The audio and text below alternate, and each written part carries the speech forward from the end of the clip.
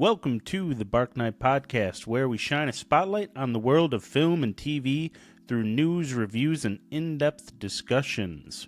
On today's episode, we'll be talking about The Running Man and the latest movie and physical media news. Be sure to follow, like, or leave a rating wherever you're listening.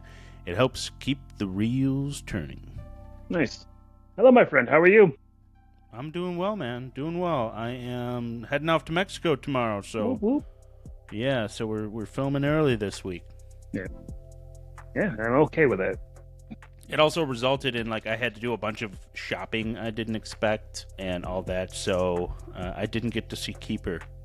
Yeah, we went on Saturday to go see Running Man, and we'll do a double feature while we're here. But didn't check to see if Keeper was going to be playing in Geneseo, and it is not. So that kind of put a damper on that. We thought about doing it still and watching a different movie that was out, but there was nothing worth it. I didn't think. Yeah, it happens. So let's get into The Running Man. Yes, sir. So The Running Man is from writer-director Edgar Wright, who we know as the director of the Three Flavors Cornetto trilogy, Scott Pilgrim vs. the World, Baby Driver, and a few others. Last Night at Soho. Oh, yeah. Yep, that's a good one. I always forget that's him. I do, too. Basically, this one tells the story of a man who joins a game show in which contestants are allowed to go anywhere in the world and are pursued by hunters that are employed by the show and citizens as well. Right. So it's based off a Stephen King novel, and there was already one adaptation in the, I think it was 80s with Arnold Schwarzenegger. It was 1987, I believe. Yes, 1987. Nice. Good year for him. Yeah, because I think wasn't Predator around there? Yeah. It's a remake. It's very much its own animal, though, I think. I think Edgar want to go closer to the book, which I meant to read at some point. I did not do so. It's not anyone's favorite Arnold movie. I don't think I'm going out on the limb saying that. But It's a well-known and well-referenced movie. It's definitely part of the cultural icon. Zeitgeist is what I was trying to say. Even scenes from that movie. I rewatched the old one before the new one came out just to refresh my brain on it. And there's so many little scenes in that movie that I'm like, oh, that was from this. The scene where Richard Dawson, who plays the host in that version, is like, it's time to start running. That's been in everything. Since I've been a kid. I've heard that saying, and it just never really clicked that came from there. I knew it was from a movie, but it doesn't click from there. But yeah, Stephen King's story. I think he released it underneath his pseudonym there, the Richard Bachman, I think, initially. Yeah, I think so. Because he did that a lot back then. He just kind of threw out things that I don't know if he didn't believe in them or if he didn't want to have his name tied to it or whatnot. But or maybe he wanted to establish a separate brand that's less horror. Yeah, because at the time, very much too, he was Stephen King. He was the horror guy. He didn't have Shawshank come out yet. He didn't have The Green Mile come out yet. Still kind of in his early phases of what he's become in this society that he is prolific. His name is just known with horror now. But yeah, so the 1978 one, as I said, is not anyone's favorite Arnold movie, but it's a good time. It's a good watch, and this one takes ideas from it. Well, not ideas from it, but it takes the idea from the book, I'm sure, and kind of tries to put a modern spin on it with the whole everyone's got a phone in their pocket, everyone can turn you in at any second, and yeah, they go from there. Yeah, and one of the things that they said, Arnold has said with the original, is that they did not have a very big budget for the original. It was very small, and that is why it's so contained into just that building. Yeah. Because I guess the story of the book is closer to that of the movie, where they're outside in the outside world and everything, whereas the Arnold one is he's running around in a basement basically. Right, and they basically in that one they make it very much a game show. It's a game show in this one too. Don't get me wrong, but very much I think they have 8 hours to escape or something like that or survive. It's very condensed compared to the 30 days that they have in this version. Yeah, I was surprised about that. 30 days, that's a long time. It's a long time. I be honest with you, I don't think I could pull that off. I don't think I'd do the 8 hours either. If we're being honest in this world. Well, and what's interesting about that fact of it is that it seems like there's a surprising lack of planning on every contestant's part for the fact that, you would think he would be oh, if I'm going to do this, I had this I'm planned out. like, yeah, like have like have a fort build up somewhere, Right. or like I know he doesn't have money for anything like that, but like I mean, could have done a little bit of planning. if you're Like he if you're in, comes out into it with seemingly no no plan plan. Yeah. whatsoever of like, oh, where do I go? What do I do? Yeah. Like he didn't even talk to his one guy No, who is like, the guy he would talk to in that situation. yeah, So yeah, but just not to be too spoilery, but William H Macy plays a role in this movie where he's like his initial like friend that is kind of like a conspiracy type dude who would be the person you would go to plan your run if you were going to do this, and he just kind of shows up after he's already committed in the process as a, oh, what do I do kind of thing. But as Pat's saying, like, you figure if you live in this world, I mean, I would think of ways to survive, like scenarios. I yeah, know I very much would. But even to your point, like a couple of the other contestants, because there's three people who do this episode of The Running Man, those other two don't have plans either. They very much like one don't characters that are just there to be a check mark on the body count. Sadly, yeah, yep. So box office wise, this movie had an estimated budget of 110 million, saw that. and so we're filming on Sunday right now because of my traveling, Mhm. and so the box office's estimates that are coming in so far, I didn't see a global estimate, but the U.S. estimate I saw is 17 million, Oh, which that's is it. well below what they were hoping for Oh, this. that's a real bummer. Yeah, and I mean, all in all, it looked like a pretty rough weekend for the box office overall because this took 17. It's behind Now You See Me, Now You Don't, which had 21.3. It looks like that's going to make up some of that in the global box office, though. That one's doing pretty well globally. Predator Badlands had a big drop down to 13 That's US. that's a lot bigger than I thought it'd be. And Keeper took 2.3 million. See that on Shudder in 2 weeks. Yeah, you very well may. So, review wise, IMDb has it at a 6.8. Okay. Rotten Tomatoes has critics 64, audience 79. Metascore has 55 out of 100. Tough crowd over there. And Cinemascore has it with a B plus. Okay. Now You See Me, Now You Don't also has a B plus. Keeper has a D plus. Oh no. And on social media, I saw that people like this movie well enough. There's a lot of people that are not digging Keeper. Really? Yeah, That's unfortunate. I mean, there were plenty that did, but I didn't see anybody be like, "I love Keeper."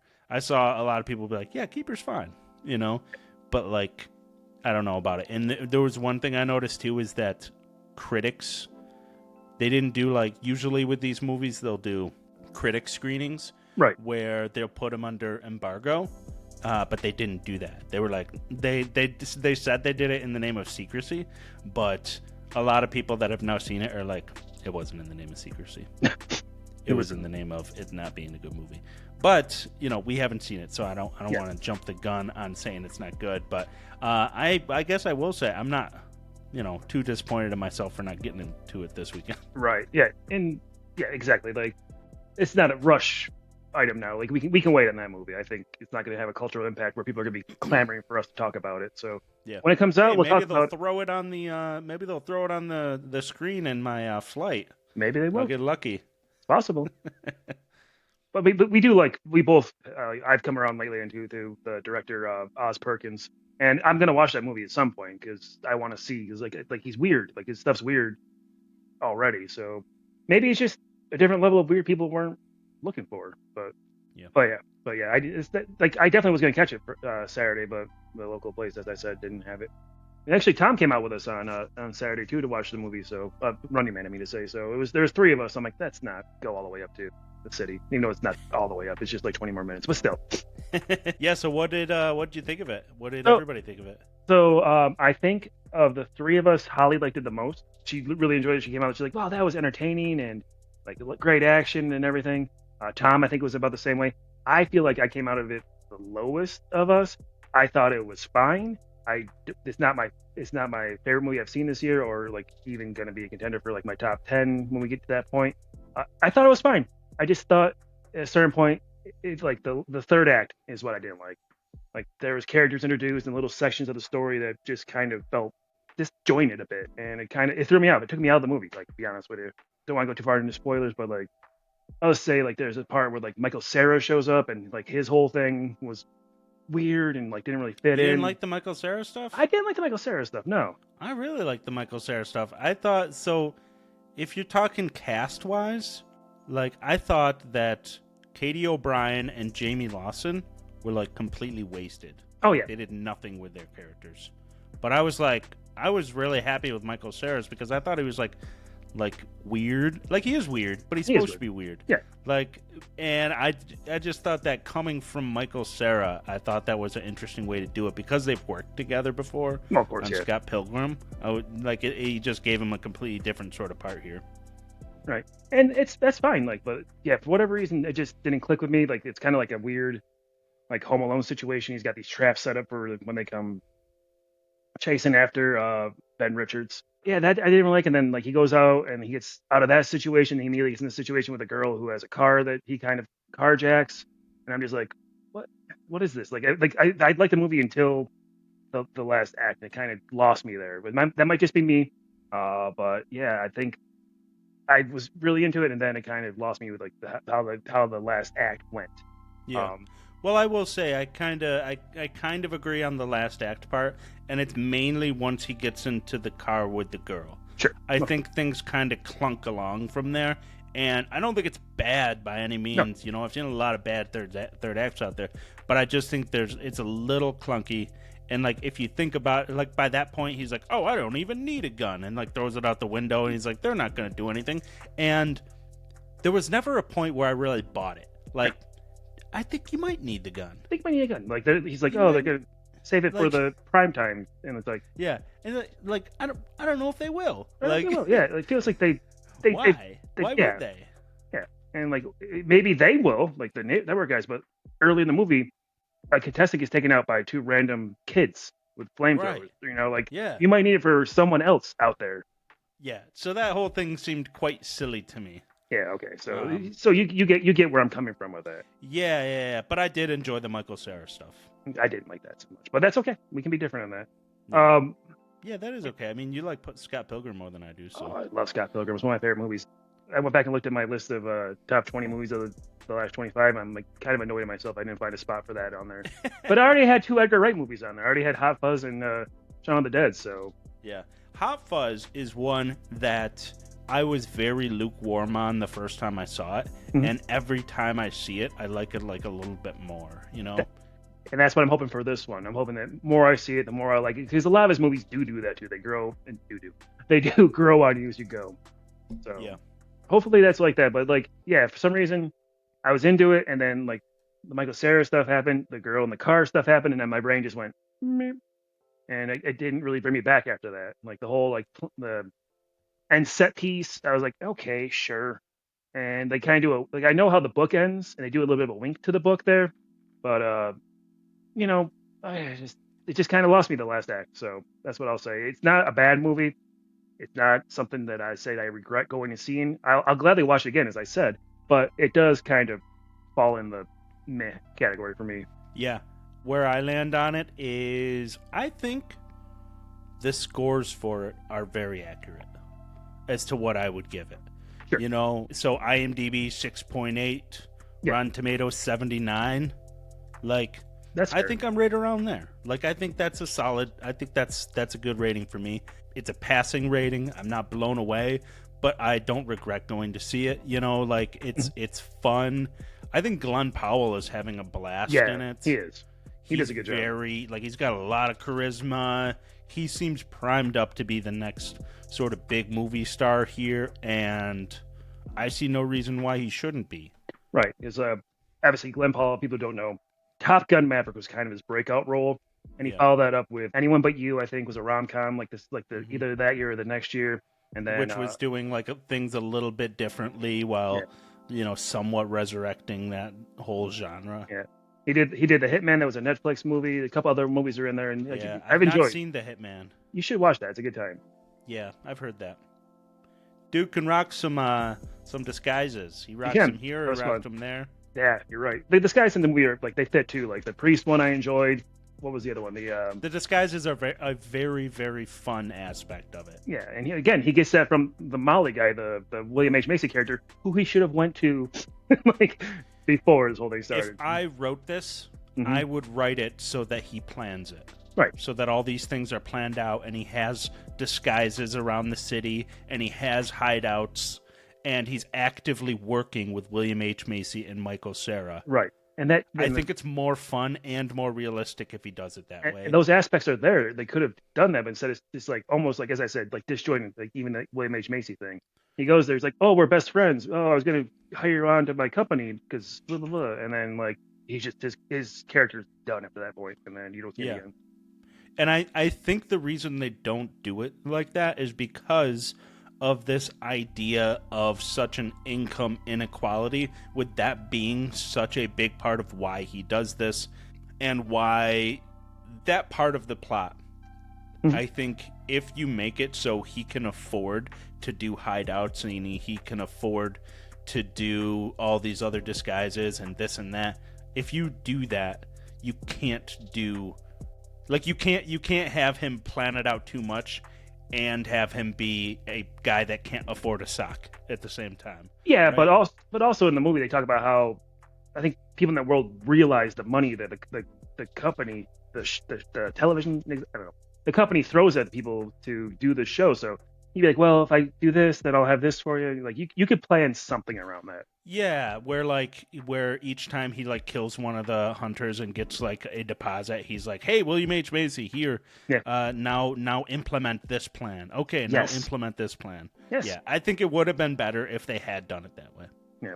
Right. But again, there was a way. We just figured it out. We figured it out. It's still an enjoyable movie, still a good time. But yeah, it's not as like, again, like comparing, like we listed off Edgar Wright's other movies, like the dude's killed it. Like, and for this to just be, use baseball, this is like a single up the middle compared to like all the home runs he's hit before. Yeah. And like it's not a bad thing, but it's just not what he's done so far. And again, like I said, hopefully I'll watch it again and it'll click more for me. But yeah, it's probably, well, I haven't seen like his initial movie, like it's called Fistful of Fingers or things, like in a weird like cowboy parody movie in the late 90s. I never saw that, but other movies he's put out as a director, I've seen, I think, all the other ones, and this is probably the least favorite thing he's done. My least favorite thing that he's done, I should say.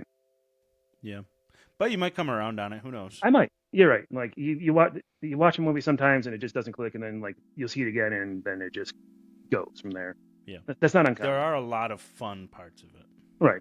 But it's not something that hits you super hard. Yeah. The way like Baby Driver did the first time I saw it. You know, Baby Driver's fantastic. It is, and that's the movie I watched the first time. I'm like, that's one of my favorite movies. Like, I love that thing. And I've only seen Baby Driver once, but that time I was like, oh, this is absolutely fantastic. Right. And then I went and never watched it again. But it was funny. We were watching the movie, and like some of the music started playing, and Tom leaned over. He goes, "You tell us Edgar Wright." I'm like, "Yep." So the music is definitely him too. Yeah, and he's been in the press a lot for this movie, and he just seems like a really fun dude, like himself in general. Yeah, and he's got. I'm sure he's got a whole bunch of projects lined up. I looked at his IMDb page not too long ago, and it looked like there was like a bunch coming. So a couple other people on the cast we haven't talked about: Lee Pace. Yep. If I made this movie, I wouldn't have covered his face the whole time. Nope. You need to show that Lee face. Yeah. Oh.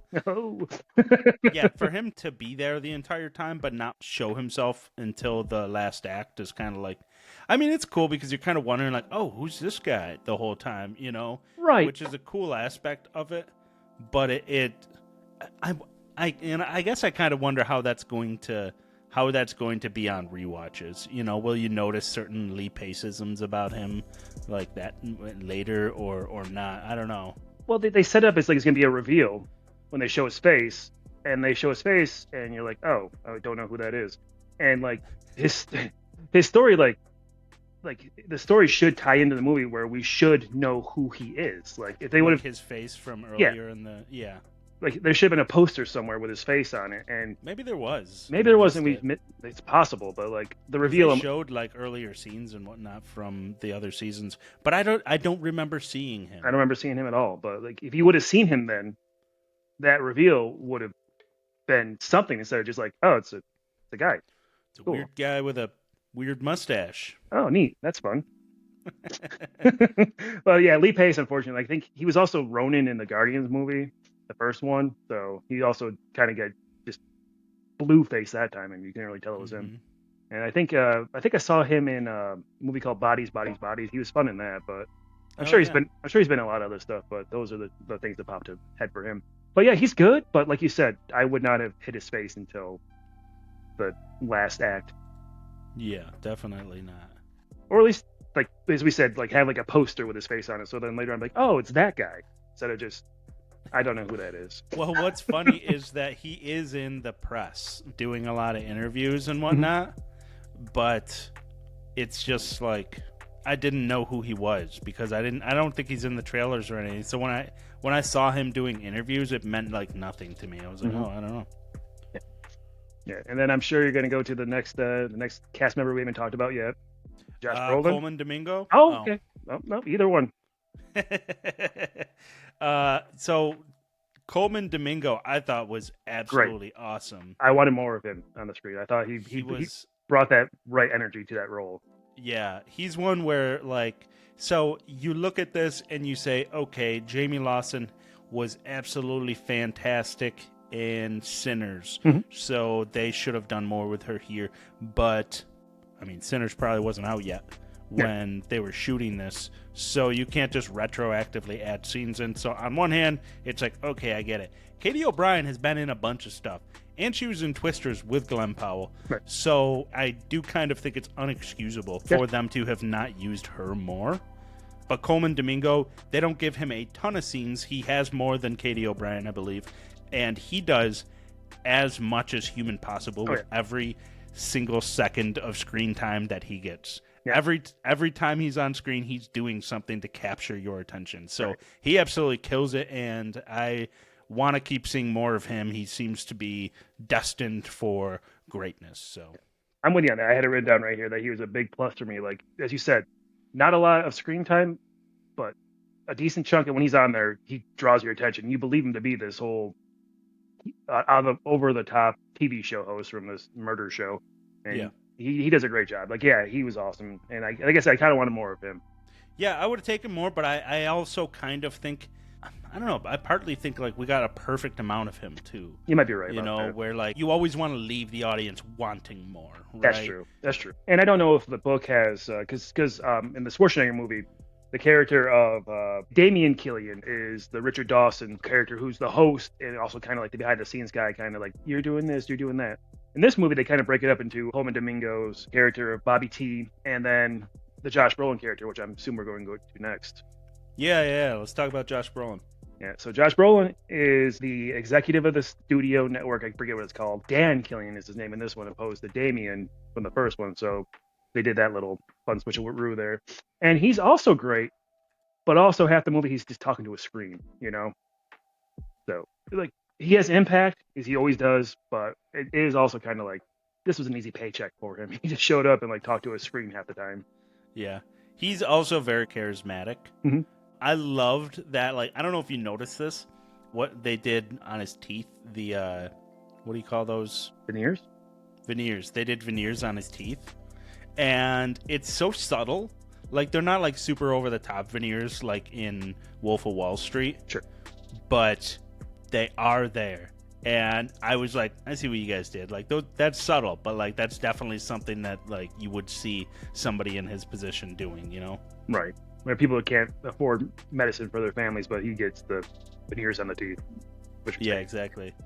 Yeah, and I like Josh Brolin in general. I have been a big fan of his since Mimic, basically. Yeah, I agree. And he does good here. Yeah. As I said, I don't know if the book, there's two different characters like that, but it was kind of interesting that they took the Richard Dawson character and split it to two different well, not really antagonists, because Bobby T is not really an antagonist. He's just doing his job, kind of. Yeah. I think they probably did that because it's just more realistic that way. Right. Like, the host wouldn't be the guy that makes the calls behind the scenes. Wouldn't be the big corporate overhead, too, you know? Yeah, you're right. But it's been a good couple of years for Josh Brolin here. He did Weapons and this year. Mm-hmm. He was in... He's always popping up in like little character parts and things too. He's got a couple movies that are coming in. And actually just today I was reading an article where he was saying that after this next promotion cycle, he's going to take a break from acting for a little while.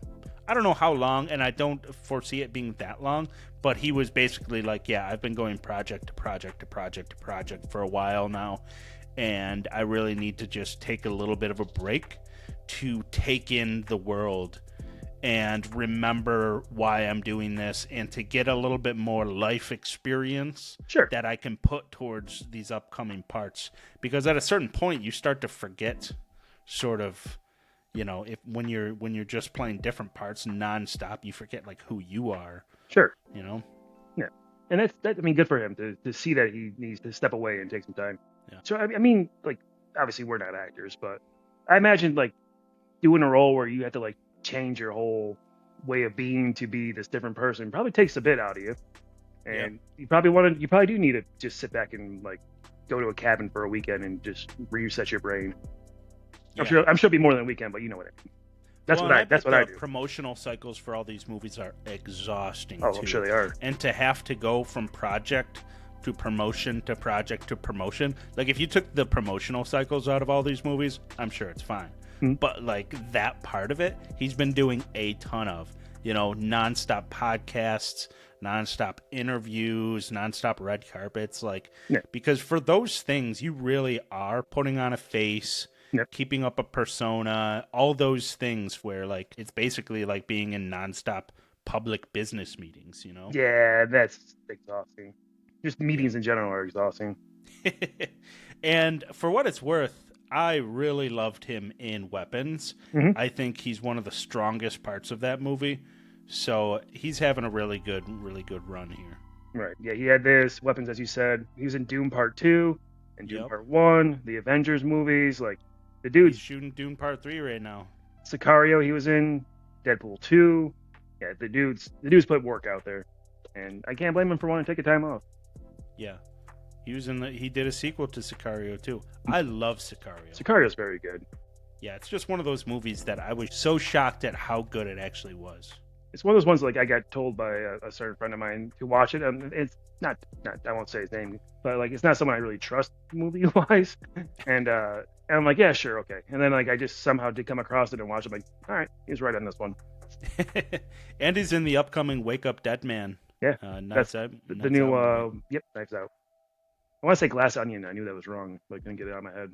But yeah, dude, like I said, it's a good movie. I enjoyed it. As you said, those the first two actors there who play the other runners absolutely don't add anything. I don't remember the one dude there with the glasses. He's from SNL.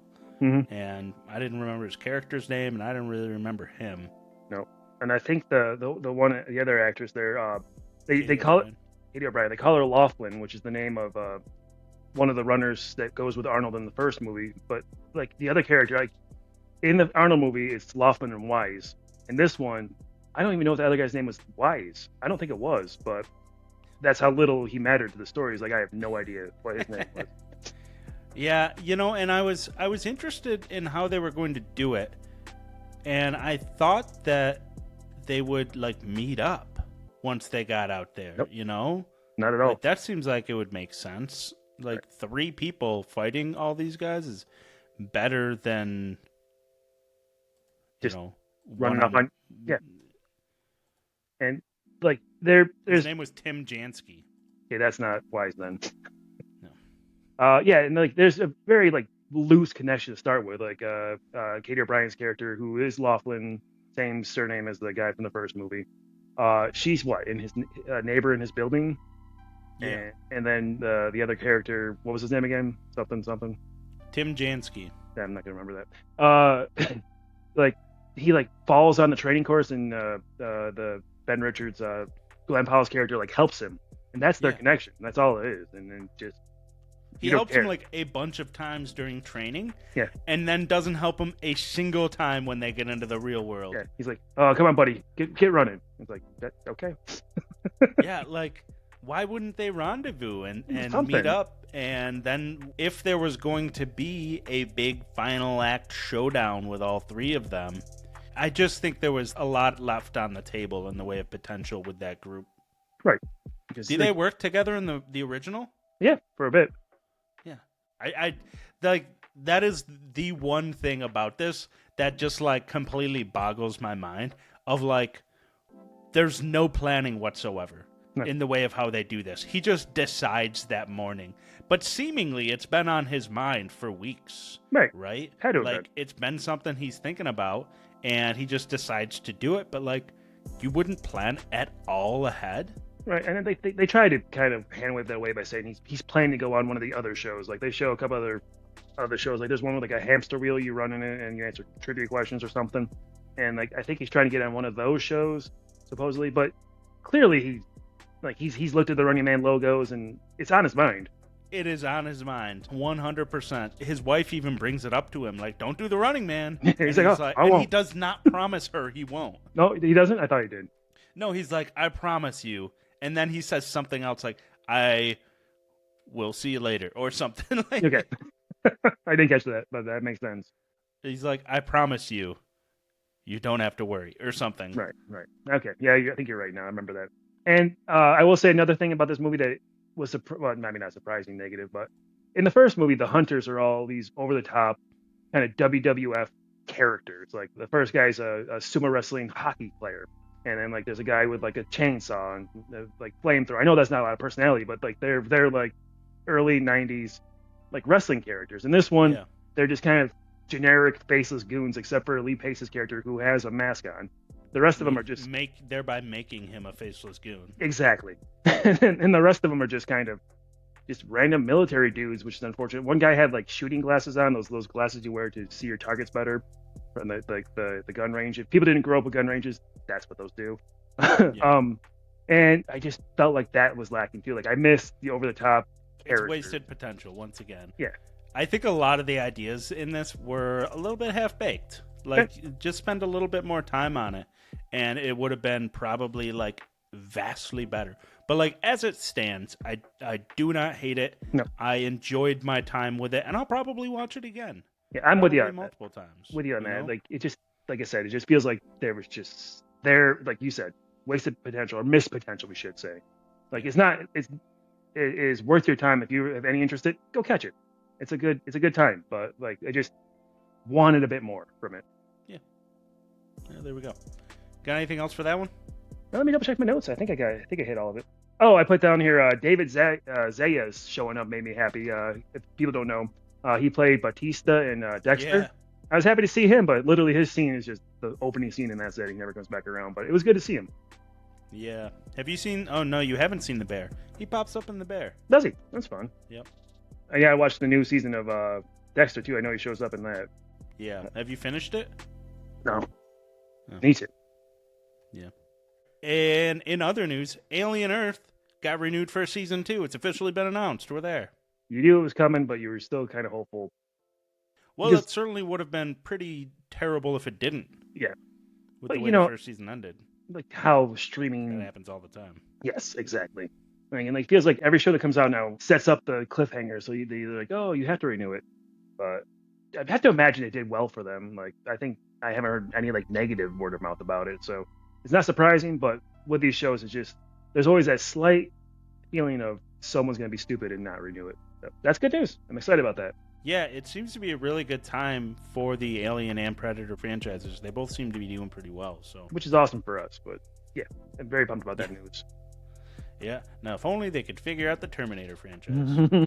You know, I'm going to be honest. If they never made another Terminator movie ever again, I wouldn't be broken up about it. Like, the first two are just fine the way they are, and nothing has touched on the magic since then, and I don't think they need to. I feel like it's been kind of diminishing returns, too. Like, certain franchises, like, there's been bad installments, but you'll find something in there you'll like. But, like, after Terminator and then T2, T2 is one of the best action adventure movies ever made. Like, what you got? T3, something happened in that. There was a female Terminator, maybe. Can't quite remember. Yeah, and she had like liquid metal covering like weaponry. Yeah, which is a cool idea, but it's not really stand out. Then you had that one had a lot of humor in it. That was that one's downfall. Yeah, like Arnold steals the one guy's glasses and then says "talk to the hand," and it's just like, oh, that was dumb. And then Salvation wasn't great. Genesis wasn't great. There was that Sarah Chronicles show on Fox, I think, that no one watched. And I that remember I watched the first episode of it, and I was like, yeah, this is about what a TV version of Terminator would look like. I think there might have been another movie, too, that I'm not thinking of. But Dark Fate. yeah, but none of those stood out, right? Those are all kind of things I that didn't see happened. Dark Fate. I saw it. I don't remember it. I hear it's not good. I don't think it was. I don't remember it. I remember the CGI John Connor is all I really remember about that. Is it CGI, or is it like deep fake, or is it like It's a combination. de-aging? Yeah, Or... it's a combination of all three, and it just looks uncanny. Whoa. Yeah. Gross. But yeah, Alien franchise seems to be doing well, and the Predator franchise, so there we go with that. Maybe they'll figure it out with Terminator. Possible. Yeah. Not impossible. I mean, it doesn't seem like it'd be that hard to do. It's a good, right? like, it's the concept's right there in front of you. Like, AI is more prevalent every day. You saw what this they movie. need is a back to basics approach. Right. They keep trying to do these big ideas like, oh, what if we made one but we inserted humor? No. What if we did one but John Connor's the bad guy? No. What if we did one but we killed John Connor and then focus on different characters? No. Like, the framework is there. Use the framework. Yeah. No. Yes. No. Don't do that. You're not being clever. Don't reinvent Could the you wheel. imagine if Dark Fate was like literally just Linda Hamilton and Christian Bale Right. fighting hand in hand together? I know Christian Bale isn't going to do another Terminator movie, but He like, hated the first one, yeah. Well, he hated the one he did, I mean to say. he did not have a good time on that movie. Famously has that outburst. I will say, I think that out of all the movies we just mentioned, the one he did, Salvation. is probably my favorite of them. I haven't watched it more than probably once or twice, but most of the other ones I've only watched once. And Yeah. I think that I like that one the most. I think it works the most. You know, it's gritty and dark, and it's taking it to the future, and it makes some weird decisions, and a couple things don't quite make sense, but it gets closer to where you want it to be than the other ones do. I got that one mixed up in my head with Dark Fate. That's the one with Sam Worthington where he's the Terminator who doesn't know it or whatever. Yes. Yeah. Spoilers for that movie, but I don't think anyone gives a shit. Whoops. Sorry. And it's got Anton Yelchin in it. Yeah. That's Kyle Reese. That's too bad. That was always going to bum me how what happened to him. It's always one of those what if stories he's going to think about a little bit. Yep. So, yeah. In other news, Insidious 6 has officially wrapped filming. Damn. And it's been announced that Lin Shaye has decided this is going to be her final acting role. So it's going to release in August of next year. Good for her. Yeah. It's she's had a really interesting career. She has.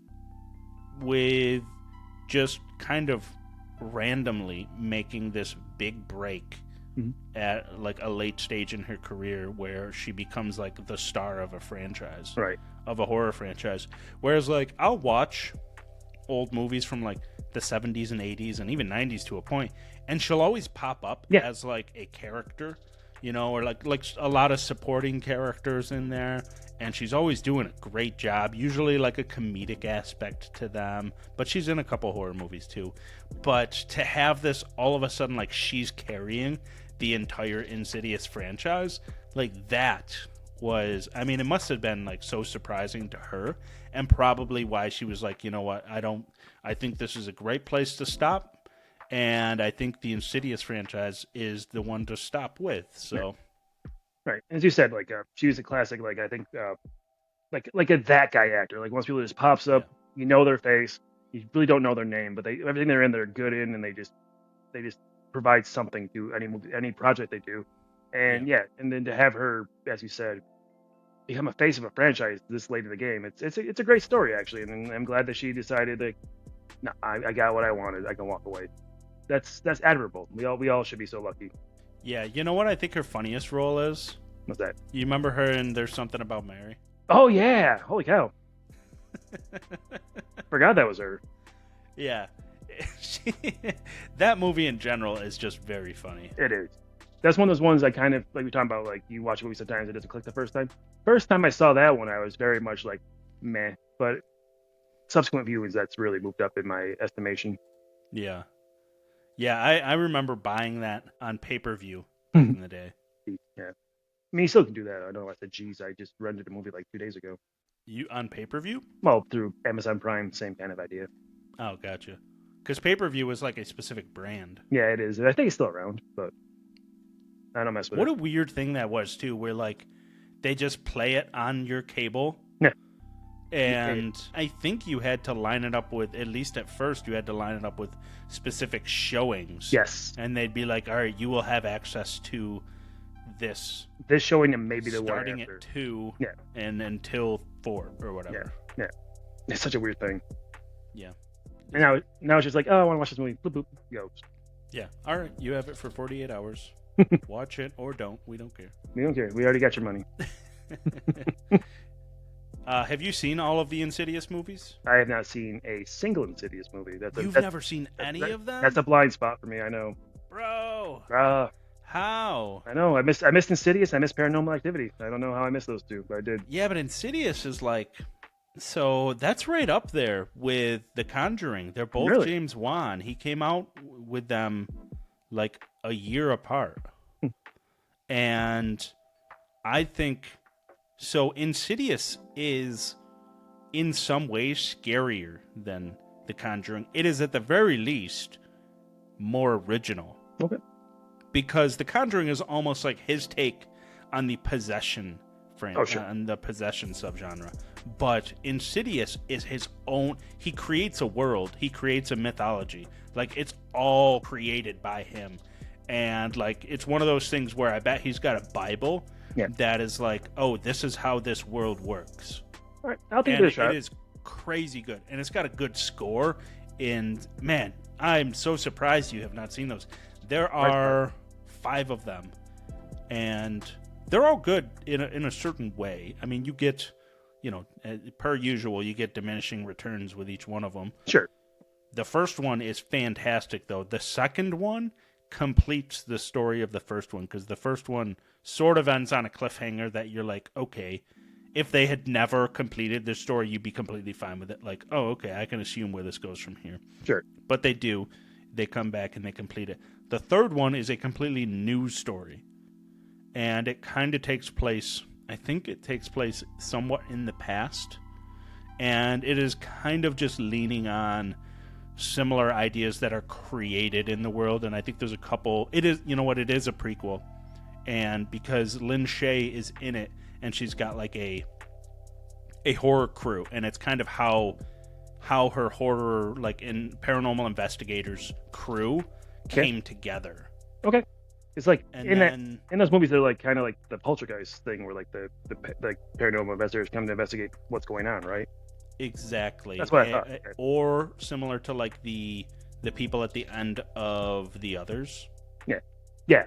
And then Insidious Last Key is, I don't know where it lines up in the timeline, but it is good.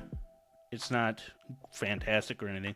But Insidious The Red Door, I don't think Lin Shaye is in that one, but Patrick Wilson returns to it. Okay. Patrick Wilson and Rose Byrne are like the titular couple in the first two. Mm-hmm. And they return in this one, and Patrick Wilson directed it. Oh, did he? Yeah, it was like his directorial debut. And it's good. It's not like, fantastic. It's heavy on the drama more than like the scares, but it's, definitely worth watching still.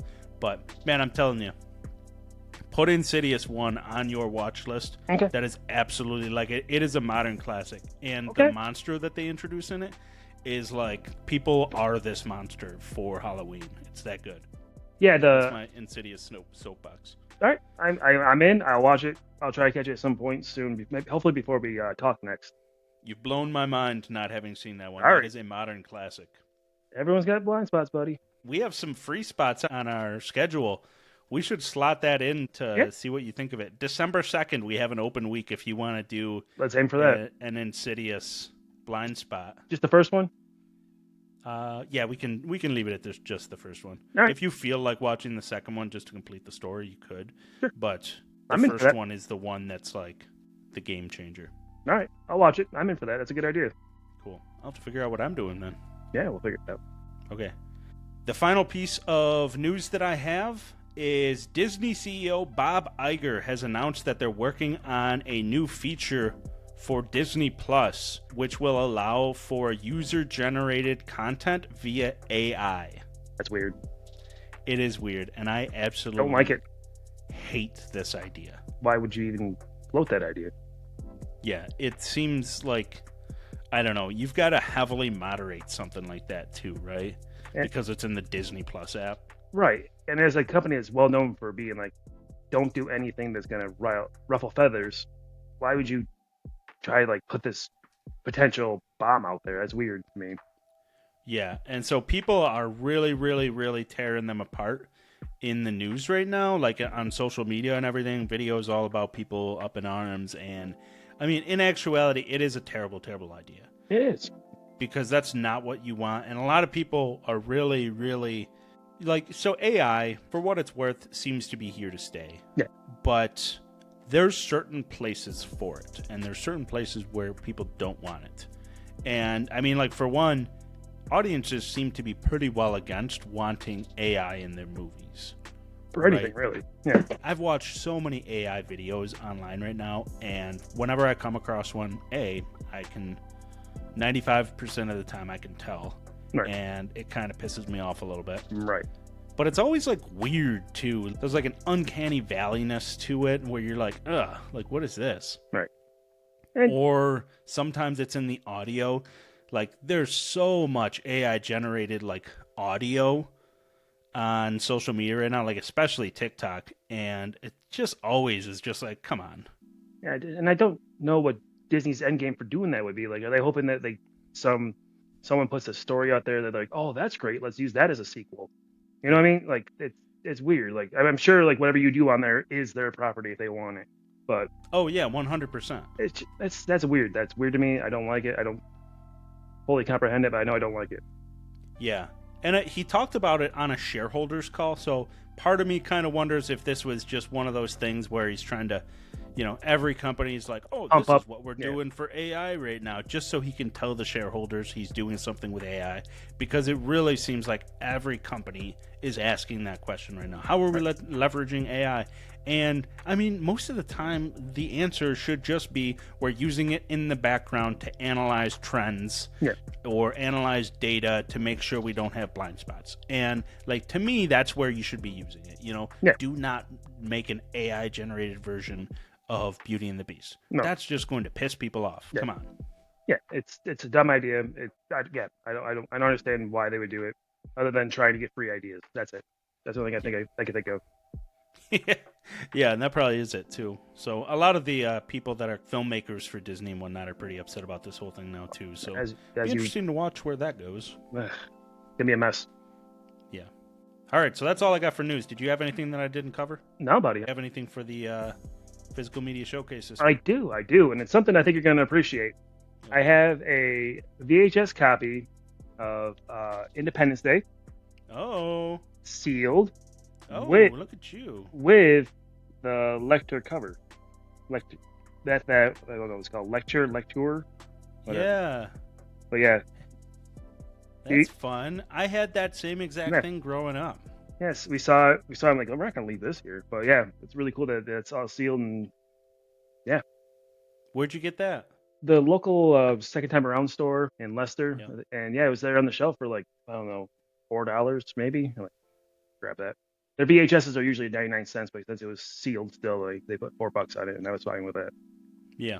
No, that's really cool. I don't see my Independence Day copy over there, but I don't know if that little thing came with it, or it came with it when I bought it, but I don't know if I still have it. I know that I had this as a kid, and I know I had that little thing, and I know I destroyed it. Yeah, unfortunately. Not a little kid, but as a kid, yeah, I definitely destroyed it. I think mine got lost in the shuffle somewhere. Yeah, I think I had it hanging on the wall with like a thumbtack at some point, and something happened. Yeah, something happened to it, and it got ruined. You tried to put like a thumbtack through it, and it just like cracked it down the whole thing. That's possible. No. That's fun though. Nice pickup. Yeah. All right, so for mine, I actually just did a review on this movie that I'll be publishing after we're done recording here, but I got during the Barnes & Noble Criterion Collection 50% off sale, I got Sorcerer. the 4K of Sorcerer. Do you know of this movie? I don't know that movie. I think you would like it. It is about basically a group of 4 guys who are driving a truck in Latin America. Basically, they're in Latin America. They're hiding out, each of them for their own reason. They don't know each other at all at the beginning of the movie. And they're all hiding out in this Latin American town and are basically looking for a way out of here. They're all, like, basically living in squalor. Okay. And the oil company comes and they have a bunch of boxes of dynamite in the mountains, and they need to get them out of the mountains down to this site to resolve some natural disaster thing that's happening. And nobody will touch these things because the nitroglycerin has leaked out of the dynamite and is like just filled the box. And so a guy goes up there and looks at it and he's like, nobody's going to touch this. I'm not going to touch this. And I don't know how you're going to get this stuff out of here. And he's like, well, I'll just go down and I'll offer $10,000 to a handful of people and see if they'll drive trucks down here. And he's like, they're probably going to blow up if they do that. And he's like, well, you know, if they do, they do. Yeah. And so he finds these 4 guys that are all like basically like fugitives in their own way. And is like, I'll give you guys $10,000 a piece. We'll take 2 trucks. So if something happens to one, we still have the one truck. So vertical limit? And they try and drive these trucks out of the mountains. Is that what Vertical Limit is about? Vertical Limit, they're trying to get up to the top of the mountain to get Bill Paxton and the one, Chris O'Donnell's daughter, out of the ravine they're in, and they take Nitro with them. And they take 2 teams in case one goes wrong. Yeah. So, So similar. They stole the idea from this. Definitely. It's like a remake of a movie from like 1953, which is based on a book. Okay. But it's fantastic. It's William Friedkin directed, who did, you know, Exorcist. The Exorcist and The French Connection and a bunch of other movies. It stars Roy Scheider and a handful of other people. Yeah. And man, I'm telling you, Roy Scheider plays a scoundrel in this. That's kind of the interesting part about it, is that all 4 of the guys that they hired to do this are all bad people. It's like one of those movies where, like, you know, there's not really like a good guy in the story. And it makes this interesting dynamic where at any moment, you just feel like anything could happen. Okay. That sounds like something I would like. It's really good. So I bought this blind, but I had heard about there being like a notorious scene.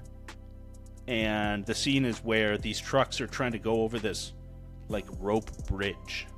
And it's rocking during a rainstorm. And during the making of this, apparently it was like super dangerous because like the truck itself fell off this bridge while they were trying to cross it like 8 times. Oh, no way. And even the truck that the director was on while filming it fell off the bridge. Now, luckily, the river itself wasn't as dangerous as they made it out to be in the movie. Still. But they were like literally shooting this movie in the jungle. It's one of those things where like you finish it and you're like, that is unlike anything I've seen before, you know? Okay. I'll check it out. In many ways, it reminds me of a bridge on the River Kwai, actually, in the way of like its style. Well, also kind of like Apocalypse Now. So, all right. I did not know of that movie. That sounds like it'd be right up my alley. You're probably right. I probably would like that. yeah, you should check it out. But yeah, the nitro thing is definitely they definitely nicked that for Vertical Limit then. Yeah. Well, I remember seeing something that was in like the first season of Lost too. Is it? Okay. Yeah. Where like it's funny. There's like a guy and he's like, oh, and he's like holding the dynamite and he's like you have to be so careful with this. Like, even if you just touch it wrong, and then he just explodes. I never saw. I didn't watch Lost either. If you want to keep blowing your mind. Wow. I know. I really like Lost, but it's a long show to get into because you got 6 seasons of 24 episodes each, so long seasons, and it kind of drags in parts. Right, that's the thing. I liked it. I'm glad I watched it. Like, yeah, as you said, 24 episodes for a season. Like, that's 3 seasons of a modern show, basically. Yep. That's all I got. You got anything else? No, my friend. I'm good. All right. Well, thanks for joining. Of course. Thanks for having me, buddy. Yeah. Wish I liked the movie more, but that's all right. That's okay. and we'll see what we have next. So thanks for catching another episode of the Bark Knight Podcast. Join us next week for our top 10 favorite movies of 2023 episode. And follow, subscribe, and leave a rating to help keep the reels turning. And visit barkknightmedia.com to find the latest episodes, blog articles, and to sign up for our newsletter. Until next time, keep celebrating great stories on and off the screen.